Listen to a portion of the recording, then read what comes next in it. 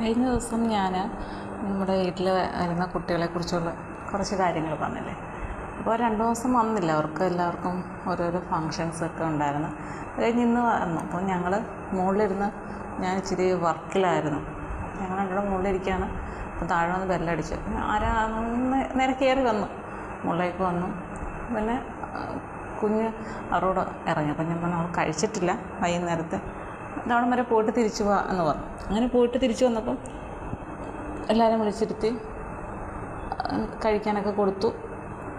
എന്നിട്ട് ഞാൻ പറഞ്ഞെങ്കിൽ ഇനി നിങ്ങൾ നടന്നു. ഞാൻ ഇപ്പോൾ അവിടെ ആ ഗ്രൗണ്ടിൽ കുട്ടികൾ കളിക്കുന്നില്ല, അവരുടെ ബോള് മോശമായി പോയതുകൊണ്ടാണെന്ന് തോന്നുന്നു, അത് അവർ കളിക്കാൻ വരുന്നില്ല. അപ്പം ഞാനിവിടെ നിന്ന് കുഞ്ഞിൻ്റെ ബോളൊരു കവറിലൊക്കെ ഇട്ട് ഞങ്ങളവിടെ പോയിരുന്നു. കുറച്ച് നേരമൊക്കെ അവൾ അങ്ങോട്ടും ഇങ്ങോട്ടും തട്ടിക്കളിക്കും. പിന്നെ അവൾക്ക് ബോറടിക്കും. അപ്പോൾ ആരെങ്കിലുമൊക്കെ വേറെയും പിള്ളേർ വരും. അപ്പം അങ്ങനെ ബോളൊക്കെ ആയിട്ട് പുറകെ ചെന്ന് ഞങ്ങൾ അവിടെ ഇരിക്കുകയാണ്. അപ്പം വൈകുന്നേരം നല്ല കാറ്റൊക്കെ ഉണ്ട്, ഇടയ്ക്കിടയ്ക്ക് കാറ്റ് വരുന്നുണ്ട്. അങ്ങനെ ഇരുന്ന് അപ്പം ഞാനിങ്ങനെ ചോദിച്ചു, നിങ്ങളോട് ഞാൻ കുറേ കാര്യങ്ങളൊക്കെ ചോദിക്കട്ടെ എന്ന് പറഞ്ഞു. അപ്പം ഇവർ ആദ്യമേ പറഞ്ഞത്, ഇങ്ങനെയുള്ള ചോദ്യങ്ങൾ ചോദിക്കുക എന്ന് പറഞ്ഞിട്ട് പല ക്ലാസ്സിലും ഞങ്ങൾ പോകത്തില്ല എന്ന് പറഞ്ഞു. പല ക്ലാസ്സിലെന്ന് പറഞ്ഞാൽ അവർ ഈ ചില പിള്ളേർക്ക് വേണ്ടിയിട്ടുള്ള ചില സ്കൂളിന് പുറമേ നടത്തുന്ന വളരെ ഈ എന്തിനെങ്കിലും കുറിച്ചുള്ള ചർച്ചകളൊക്കെ ഉണ്ട്. അപ്പോൾ അതിനൊന്നും പോകത്തില്ല. ഞാൻ പറഞ്ഞു, നിങ്ങൾ ഉദ്ദേശിക്കുന്ന തരത്തിലുള്ള ചോദ്യങ്ങളൊന്നും അല്ലെന്ന് പറഞ്ഞു. അപ്പം പറഞ്ഞ് ചോദിക്കുക എന്ന് പറഞ്ഞു. അപ്പം ഞാൻ ചോദിക്കാനൊക്കെ തുടങ്ങി. അപ്പോൾ അതിൻ്റെ ഇടയ്ക്ക് വേറെ ചേച്ചി അതുവഴി പാസ് ചെയ്ത്. അപ്പോൾ ആ ചേച്ചിയോട് സംസാരിച്ചുകൊണ്ടിരിക്കുന്നതിൻ്റെ ഇടയ്ക്ക് ഞങ്ങളോട് ചോദ്യം ചോദിക്കുന്നില്ല. അപ്പം ഞാൻ മിണ്ടായിരുന്നു കഴിഞ്ഞപ്പോൾ ചോദിക്ക് എന്ന് പറഞ്ഞ് രണ്ടുപേരെ എന്നുള്ളത് 2 പേർക്ക് ഭയങ്കര ഇൻട്രസ്റ്റ്. അപ്പം അവർക്ക് കാര്യം മനസ്സിലാവുന്നുണ്ട് ഞാൻ എന്താ ഉദ്ദേശിക്കുന്നത്. അപ്പം ഞാൻ അവരോട് കുറച്ച് കാര്യങ്ങൾ ചോദിച്ചു. അതിൽ ഒന്നാമത് ഒരു കാര്യം ചോദിച്ചതെന്ന് വെച്ചാൽ, കൂട്ടുകാരെക്കുറിച്ച് നിങ്ങളുടെ ഒരു കൺസെപ്റ്റ് എന്താണ്, എങ്ങനെയുള്ള കൂട്ടുകാരി വേണം. അവർ 2 പേരും ഒരുപോലെ പറഞ്ഞിട്ടാണ് വിശ്വസിക്കാൻ കൊള്ളാവുന്ന ആളായിരിക്കണം എന്നുള്ളത്. അതായത് അവർ പറയുന്നത്, നമ്മളോടൊന്ന് സംസാരിച്ച് ഒരാൾ കുറച്ച് ബ്രില്യൻറ്റ് എന്ന് പറയാമെന്ന് വെച്ചാൽ കുറച്ചുകൂടെ സ്മാർട്ടാണ് പുള്ളി. ചടപടയുന്ന കാര്യങ്ങൾ ഒന്നും ഒരു മടിയില്ല പറയും. 2 പേരിലും ഇപ്രാവശ്യം 7ാം ക്ലാസ്സിലേക്ക് വരുന്നതേ ഉള്ളൂ. ഒരാളുണ്ട്, അതും ഈ പ്രായമാണ്, അതൊന്നും ഇല്ലായിരുന്നു, അതിനെന്തോ ഒരു ഫങ്ഷൻ ഉണ്ടായിരുന്നു പോയിരിക്കും. അപ്പം ചടപടയെന്ന് 2 പേരും പറഞ്ഞത് വിശ്വാസം.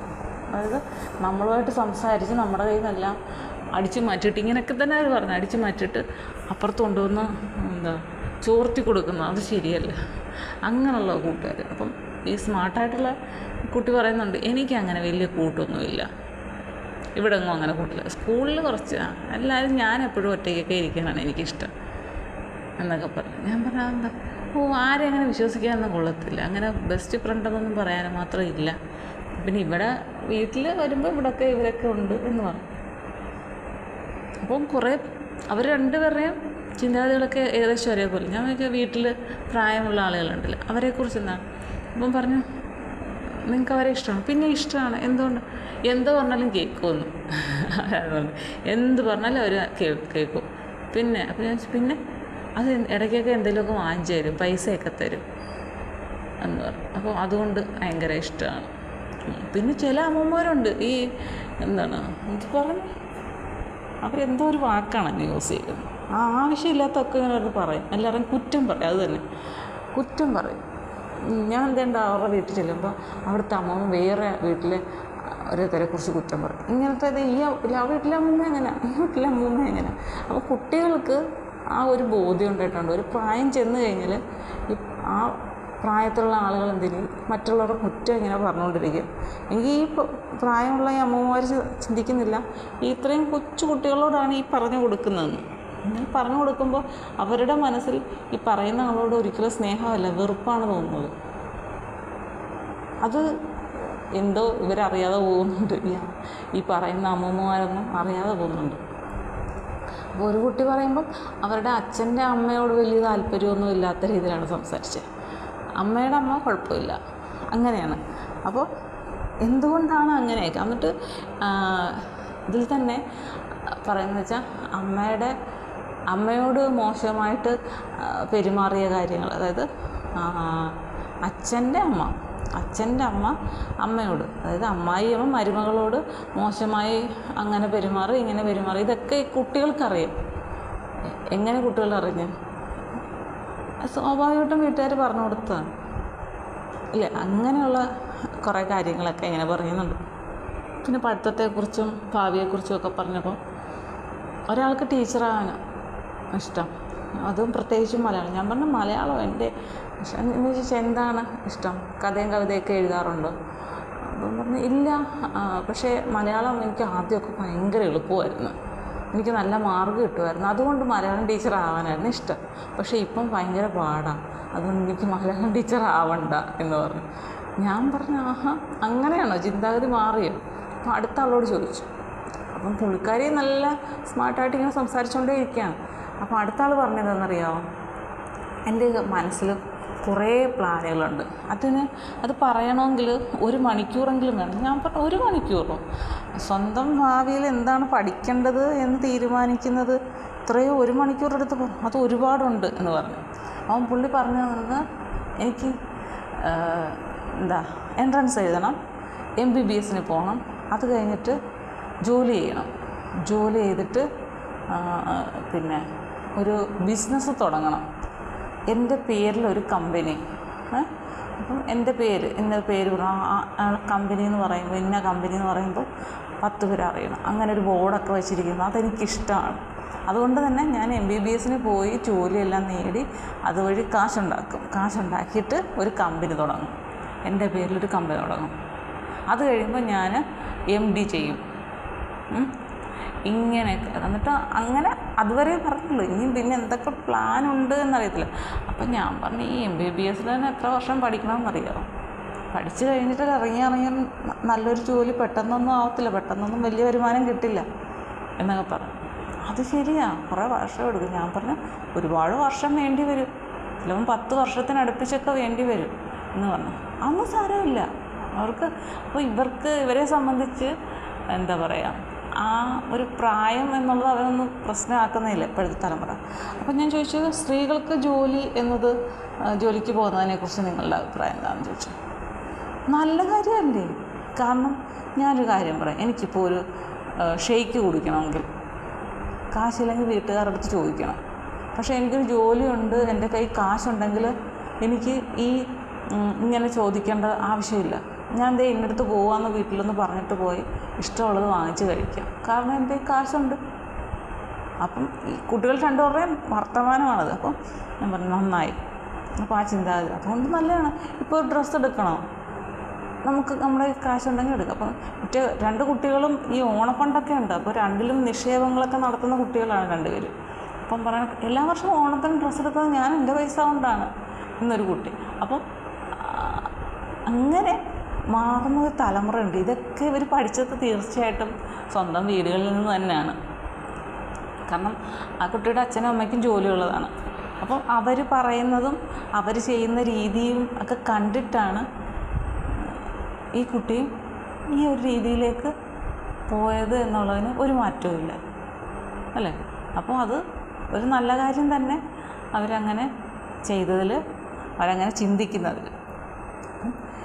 പിന്നീടും ഞാനിങ്ങനെ ഓരോ കാര്യങ്ങളിങ്ങനെ ചോദിച്ചു തുടങ്ങുമ്പം അവർക്ക് ഒരുപാട് പറയാനുണ്ട്, അപ്പം സമയം കിട്ടിയില്ല.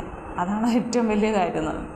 അപ്പോൾ അവർ നേരത്തേക്ക് വന്നു. അപ്പം നാളെയും കാണാം നമുക്ക് എന്ന് പറഞ്ഞാണ് ഇന്ന് പിരിഞ്ഞത്. അപ്പം നാളെ എൻ്റെ ബാക്കി വിശേഷങ്ങൾ അതിൽ എന്തായാലും പറയും. പക്ഷേ എനിക്ക് ആ കുട്ടികളോട് സംസാരിക്കുമ്പോൾ ഒരുപാട് സന്തോഷം തോന്നി. ഭയങ്കര പോസിറ്റീവായിട്ടുള്ള ചിന്തകളാണ് അവർക്ക് 2 പേർക്കും. ഒരു കാര്യത്തിൽ അവർ നെഗറ്റീവ് പറയുന്നില്ല. അവർക്ക് ജോലി വേണം, കാശുണ്ടാക്കണം, സ്വന്തം കാലിൽ നിൽക്കണം, സ്വന്തം കാശ് കൊണ്ട് ജീവിക്കണം, ഇങ്ങനെയുള്ള ചിന്തകളാണ് അവരുടെ മനസ്സിൽ മുഴുവൻ.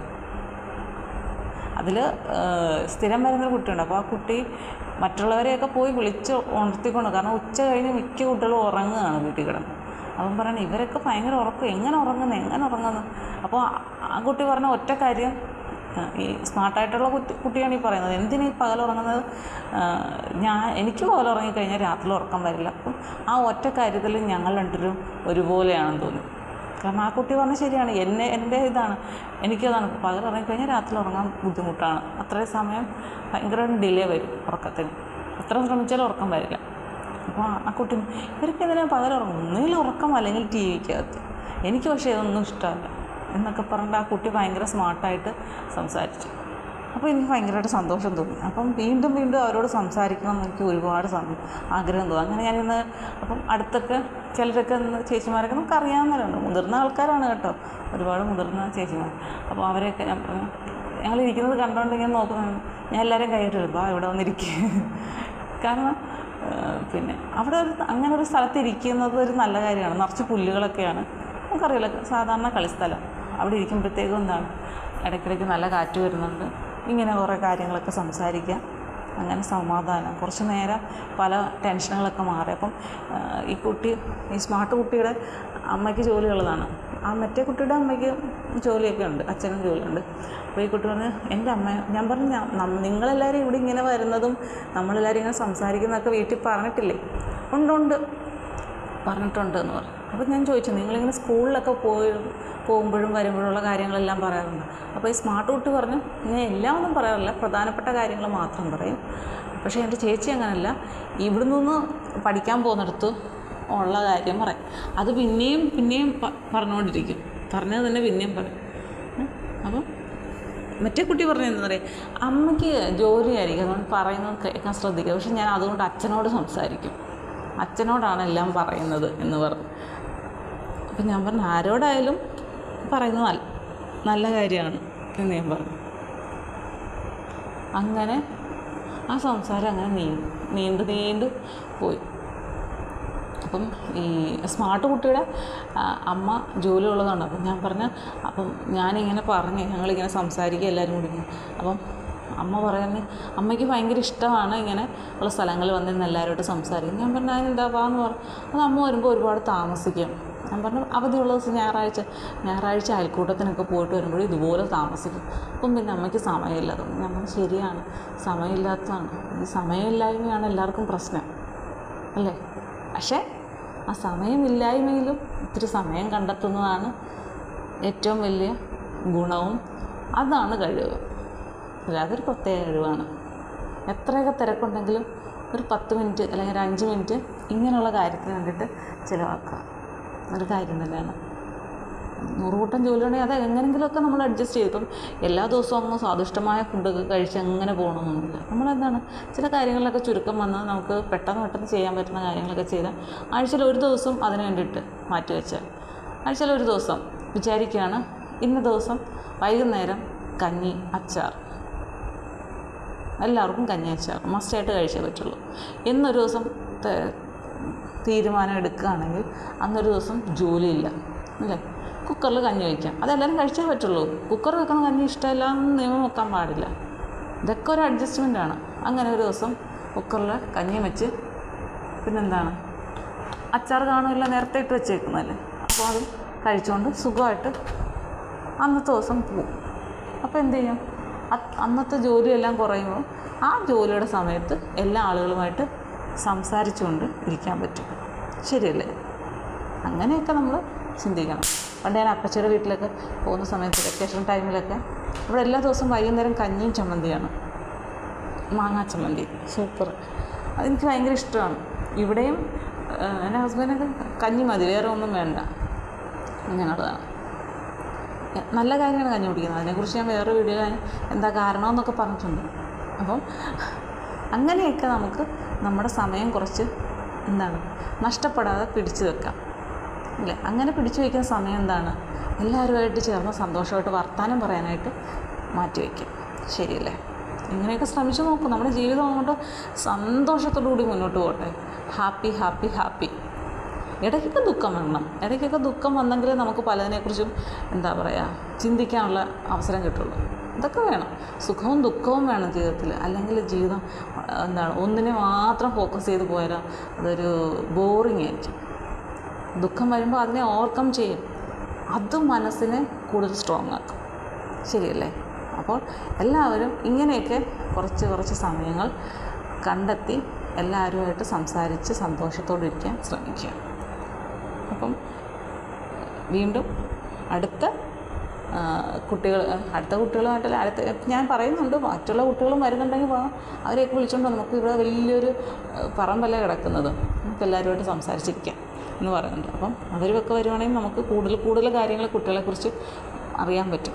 ഞാനിങ്ങനെ കുട്ടികളെക്കുറിച്ച് അറിയുന്ന അവരുടെ മനസ്സറിയാൻ ശ്രമിക്കുന്നതും എനിക്ക് എൻ്റെ ചാനലിലൂടെ ഇത് കേൾക്കുന്ന രക്ഷിതാക്കൾക്ക്, ചേട്ടന്മാർക്ക്, അനിയത്തിമാർക്ക്, ആർക്കായാലും ഇങ്ങനെയൊക്കെയുള്ള കുട്ടികളുടെ മനസ്സെന്താണെന്ന് മനസ്സിലാക്കാൻ പറ്റും, ഇപ്പോഴത്തെ കുട്ടികളുടെ ചിന്താഗതി എന്താണെന്ന്. അപ്പം നിങ്ങളുടെ കുട്ടികളുടെ കാര്യങ്ങൾ ഇടപെടുന്നതിന് നിങ്ങൾക്ക് കൂടുതൽ എളുപ്പമാകും. ആ ഒരു കാര്യത്തോടു കൂടിയാണ് ഞാൻ ഇങ്ങനെയൊക്കെ സംസാരിക്കാം. ഇനി ബാക്കിയുള്ള കുട്ടികൾ വരട്ടെ, അവരുടെ മനസ്സിലുള്ള കാര്യങ്ങൾ നമുക്ക് ചോദിച്ചറിയാം, എന്നിട്ട് ഞാനിത് പങ്കുവയ്ക്കാം. അത് നിങ്ങൾക്ക് തീർച്ചയായിട്ടും സഹായമാകും. എനിക്ക് കൊടുക്കാൻ പറ്റുന്ന ഉപദേശങ്ങൾ അവർക്ക് കൊടുക്കാൻ പറ്റും. അപ്പോൾ അവർക്ക് ചില ചിന്തകളിൽ വ്യത്യാസം വരും, ചില പോസിറ്റീവ് എനർജി അവർക്കും കിട്ടട്ടെ. ശരിയല്ലേ? ഓക്കെ.